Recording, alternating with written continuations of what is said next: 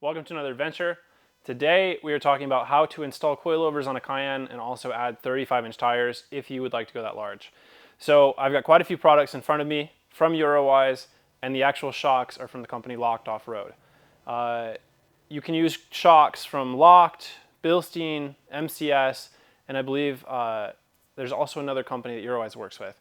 So starting in the top right hand corner, we've got drop brackets from Eurowise. So these over the stock ones allow you to drop the upper control arm position and correct the geometry, especially if you're doing a 2-inch subframe drop. So you can drop them 1 inch or you can drop them 2 inches and get your upper control arms in a spot that's going to be more beneficial to you while off-road. These completely replace the aluminum top bracket, and these cost $475. You can buy those directly through Eurowise. They don't have them listed on their site currently, but they are available for sale. Now these brackets that you see here are not available for purchase from Eurowise unless you buy a coilover kit specifically for your car. They are proprietary. Eurowise makes them themselves. Same thing with the forks on the shocks, or the clevises as they're called. So these are essential. These ones go to the rear, and then these go to the top brackets. They also work with the OEM aluminum top hats, I believe. These ones are going to run inverted inside of here to get some extra travel length on the shocks. You can run them this way depending on your shock length and if that works better for you. And the back ones are going to bolt to the aluminum top hats and replace the rear springs. I've pretty much used and experienced every version of Eurowise's upper control arms that are on the market currently. In the future, they're coming out with a Baja set that are billet aluminum, I believe. But the ones I have in front of me are the adjustable camber plate ball jointed ones with spherical ball joints on the inside. If you have these, it makes servicing the ball joints on the inside infinitely easier because of the aluminum top hat and a coilover, or the aluminum top hat and the stock suspension. You're not able to get behind here and remove the 2 bolts to remove the upper control arms. But with this and a coilover setup, you are. So these are much easier to remove. That's easy to service. If you have the OEM setup, that's not easy to service. If you are doing a 3-inch lift kit or a 2-inch lift kit and you want to correct your geometry, the actual like ball jointed ones or spherical bearing outside and polyurethane bushings on the inside is the best option. Once you go to coilovers, you want a little bit more articulation in your ball joint, and this will allow you to get more travel than this set. So coilovers, this is not really the best option for you. Coilovers, this is the best option. 3-inch lift, this is your best bet. Okay, so if you're installing coilovers, you're most likely, well, depending on the length of coilovers you're going with, you're going to end up using a 1-inch to 2-inch subframe drop. So these are large aluminum pucks. With that, you need longer bolts, of course, washers for those bolts. With a 2-inch subframe drop, rather than a 1-inch or no subframe drop, you're going to need a steering shaft extension, because as you lower the subframe, you're partially removing the steering rack from itself because it kind of just slips into itself. So that helps with that. There's also some red Loctite in there for you. And with the subframe centering sleeves and also any sort of aftermarket lift or anything, if you're going to be off-roading hard, you need subframe centering sleeves so that your car is not coming off of alignment every single time you go off-road. As far as maintenance items while you're installing the coilovers, you're going to want to replace your bushings. So with the stock arms, you can buy them directly from Eurowise with the upgraded aftermarket polyurethane bushings for the front. So these are the front lower control arms. You also want to measure your lower control arm first, the rear bushing toward the rear of the car, and see if it's the larger, like 82 millimeter, or if it's the 77 millimeter or something like that, the smaller one. So this car, for some reason, a 2008 Cayenne S, and also a 2008 Cayenne S, that one has the big bushing, this one has the smaller bushing. For whatever reason, Porsche did that. So upper control or lower control arm bushings there. And then in the rear, we've got the A-arms with polyurethane bushings also. I've got rear arm skid plates from Eurowise. I've got the adjustable rear links from Eurowise. Your rear bushings wear out very quickly, and you can either buy new OEM arms or you can go with the Eurowise option. And then also, you've got some cam eliminator tabs. So you no longer have the cam bolts in the rear because with all the adjustability from these, you do not need those. And now let's talk about the coilovers. So the coilovers I have in front of me are 8-inch travel Locked Off-Road coilovers. They are about 24 inches fully extended or fully drooped. and while compressed, they are 16 inches. So that's about the perfect length that I've seen, especially for the rear. In the front, you're not able to utilize all of the travel that comes from the 8 inches. You usually have about an inch left on the travel of the shock, which isn't ideal. There's no way to really correct that, because if you flip the upper top hat bracket downward to get rid of some travel and use the full shock, then you over travel, and it's going to be extremely hard to install, especially if you're using a 600-pound spring or something. That's not really ideal. So the springs that I've chosen are 18-inch front and rear, 500-pound springs in the rear, 600 pounds in the front.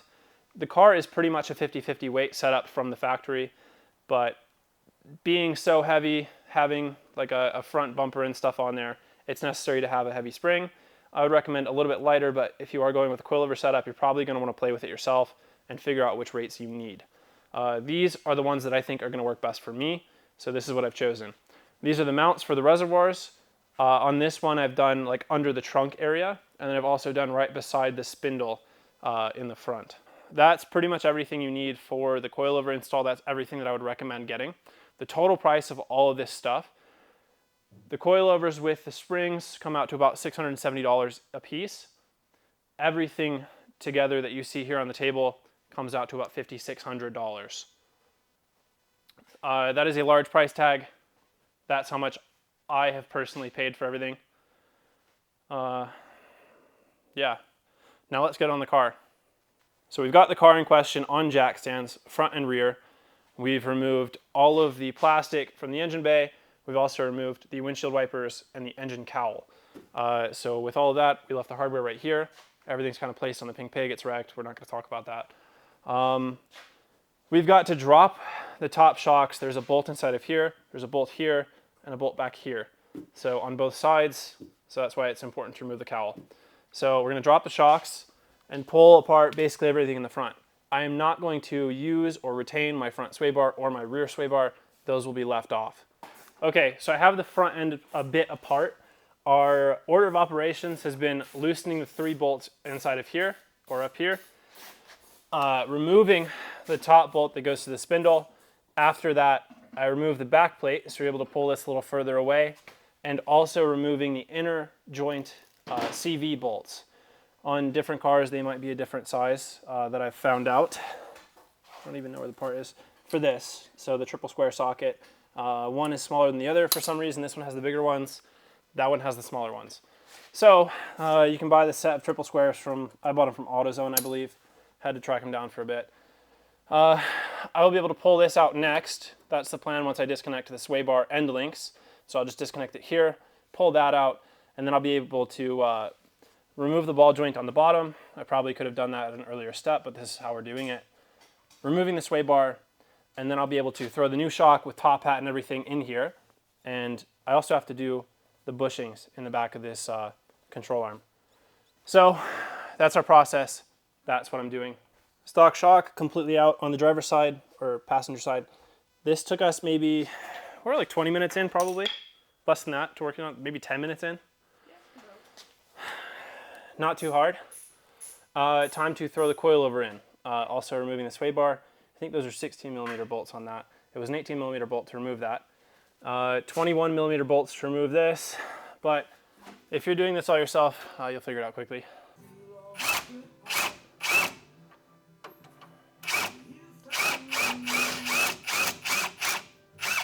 Pro tip, putting a screwdriver in the rotor against the caliper helps you to keep the CV from moving and the wheels turning, and you don't have to have someone step on the brakes. And with that, you're able to get the bolts out with ease. So I've got the lower control arm out. I've got everything off of the spindle, the axle's out. Pretty much everything is off of this side. Sway bar is removed. Now I just have to go outside. I'm going to use the method of burning out the bushings with an acetylene, or not an acetylene torch, just a regular propane torch.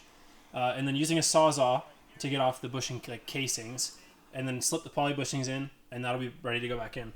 So not using the method of throwing the shock back in just yet. That's going to come at a later time. So now with the bushings burned out of the lower control arms, we have the rear suspension, which I've just taken off. Where did I even put that? Okay, the rear suspension right there. I need to cut the bolts off because it's very hard to remove the spring without a spring compressor, and it's a bit more work, so I'm just going to cut the bolts off and take the rear shock out. I've got to replace the rear arms and the rear A-arm, so the spindle would basically be free. I need to remember how I got the bushing out of the spindle last time to replace it with the polyurethane. Can't exactly remember. Also have to install the rear subframe drop back here too, which the subframe is probably going to interfere with the muffler.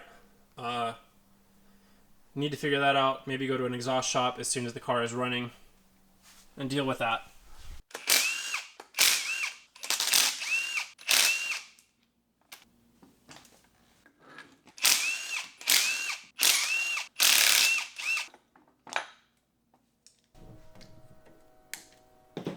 So I'm mounting the shock to the top plate. I guess these have like foam protectors, sort of, keeping dust out of the actual bearing. It comes with offset spacers, but they're a little bit different size than what I need. And I've got the one from a previous coilover setup, so I'm going to use those. Yes. And then I need to get this shock in here. And that's not cool. That is a smaller size than I need. So in sort of a pinch, I was able to grind down with the angle grinder and a sanding disc the offset spacers enough to get them to work with this setup. This actual piece is a little bit wider than previous shocks that I've used, so it was necessary. It shouldn't affect the shock or the performance at all. It still will run in a straight line and won't need to move side to side or anything. It should be okay. So now I've got to get the top hat mounted. I also have to grind out a bit of this for the hose to fit. And the way that it articulates, I've got to grind out a bit of this. It does weaken the aluminum a lot, but I want to try and leave the back side as much as I can to give it as much strength as possible. It'd be really great if Eurowise redesigned this to something else and used steel of some sort and something that would better accommodate the reservoirs. So I just grinded that down. A Diablo metal grinding disc, one of the thicker ones, seemed to be the best way to knock it down rather than the sander. I finished off with that one. The cutoff wheel didn't really work for the aluminum, but here is the result. That's kind of what you'll want to finish out with. So that gives room for the hose to not get hit. Kind of hard to adjust. But yeah, once the coil compresses or goes to droop, then it should be fine. I wouldn't worry about it. Yeah, this side is done. That side's kind of ready to go in the car, but I need to get all the arms on first. Once I do those, throw that bad boy in. Front suspension still have to worry about all that, but that will come. I'm not doing necessarily a step-by-step guide because this would be an incredibly long video.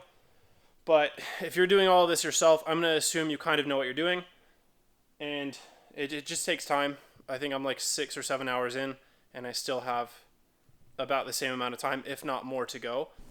Okay, so basically the end of day one of working on this. It's probably going to take till tomorrow. Probably going to finish it tomorrow, midday, or at night. Everything is going smoothly so far. I don't want to speak too soon. The coilovers, front and rear, are set up to go in once they are ready to do so. I trimmed all of the misalignment spacers or grinded them down to fit really well. Tightened all the bolts. Tightened the bolts on the coilovers to make sure those are set properly. Everything is squared away to kind of go in. This is what the steering shaft extension looks like too. Kind of just slips in there, and then you use this maybe like 3mm Allen key to tighten it properly. So I also have a friend, Noah, coming over in the morning to weld these onto those forks so that I'm able to, it's kind of look wider on those forks. Well, he's going to try and weld those on so that I'm able to use those for the limiting straps from this car on this car, so I don't have to worry about blowing up or destroying shocks again. So that's happening tomorrow. This is going to finish tomorrow.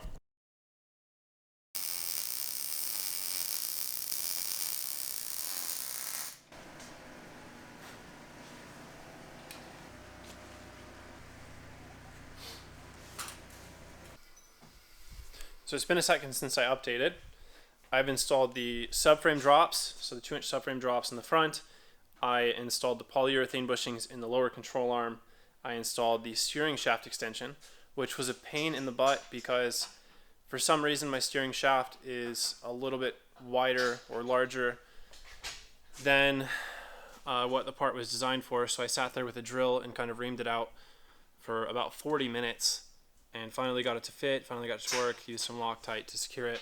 So let's take a look at what I did. I also installed the subframe centering sleeves. So the whole process was lowering or loosening the bolts and keeping the subframe still connected to the car, but having enough room to then take out one bolt individually, install the centering sleeve, and then install it. Do that for all four. Install the drops one by one, and then make sure they all fit together. And then I did the steering shaft extension, and then I installed the lower control arms next, and put the ball joint back together, and then put the tie rod back on, and now that's where we are. So the aftermarket shocks are essentially ready to bolt back in, and then I can start assembling this, getting everything back together. With disassembly in the rear, first we are removing the first 2 links, and my friend Luke here is actually here helping me. Luke, how are you doing? Utah Raptor, UT_Raptor on Instagram. Removing the top 2 links first, and from there, then removing the third. Installing the aftermarket links from Eurowise, the spherical ball jointed ones, and from there removing the A-arm, dropping that, and burning out the bushing. I realized that the brake lines are right here, so once the links are on, I can jack it up from the rear link, and that will actually turn the spindle this way, and then that gets the flames away from the brake lines or anything important, and it twists it and it ends up over here. So that's been my method for getting the bottom bushing out, the ones that are not connected to the actual A-arm and the bushing that's pressed into the spindle. So this side over here is almost entirely complete. Luke is just tightening everything up. The coilover is installed. The Eurowise arms are installed. The shock reservoir is installed. Pretty much everything's complete down here. So only 3 more corners, and then I have to get it to the alignment shop at 10 a.m. tomorrow morning. So I'm getting close to the second day, to the end of the second day of working on this car. I am extremely tired. It's 1:30 a.m. I've still got probably about 3 or 4 hours of work ahead of me before the alignment at 10 a.m. The front suspension is on completely. So I had the shock and the top hat completely put together and on the table beforehand, but I had the spindle resting on the ball joint and the tie rod. It wasn't stressing the brake line or anything. This was also removed, the bracket behind here. I placed the shock in while the lower control arm was at full droop. I put the bolt through at the bottom of the shock fork, and then from there I was able to rest the shock in there and put the 3 bolts in that keep the top hat on. From there, I bolted in the upper control arm on both sides. I raised the spindle and put the axle back in place, and then I put the upper control arm in. From there, I finished up by buttoning up this. I did the rest of what I needed to do with the limiting strap, and then this is where I've decided to mount the shock reservoir. It won't be touched by the upper control arm. The tube won't be touched either. It's in a really good spot. I'm happy with how this has turned out. I've torqued everything. I've made sure everything's tight, and I am ready to finish that corner. That is the last piece before this is ready to go to the alignment shop. Actually, I still have to chop the rocker. Literally all the way down to this section is going to get cut off completely. This will probably get folded over with a sledgehammer. Okay, I'm really trying to rush to get this done. My appointment's in about 3 hours to get it aligned. I've got the braids on and they look incredible. I cannot wait to take photos of this car. Also, I'm hoping that's going to be about the right height. If not, it's going to sit a little lower than that. In the front, I'm not sure if it's going to settle at that. There's still jack stands on the other side because I have not trimmed that. So if you're curious about what it takes to fit 35-inch tires on a Cayenne, you basically have to cut out the rocker to be flat with that part, the inner part. I personally have smashed down this pinch weld, and you're cutting off the plastic piece quite a bit too. I've made a ton of clearance in the front bumper. I've also removed the bottom part and cut off all the tabs that keep like the lower valence and stuff on. That's all there. In the back, I've basically removed a lot of the rear bumper as far as what could possibly touch the tire. The way that A-arm swings, it kind of swings the tire out like that once it goes to full droop. So it gets closer and closer to the rocker panel. I believe I've made enough clearance here and I don't have to worry about it anymore. Also, I'm stoked because the reservoir clears the tire. I don't have to worry about that. It's several hours later. I've gotten the car back from the alignment shop. I had the wheels balanced somewhere else. The alignment shop, unfortunately, didn't really touch the camber plates in the front. So it still looked like it had positive camber. They also didn't give me a printout sheet. I'm dumb. I just didn't even think about getting that stuff from them. I was so tired from being up all night.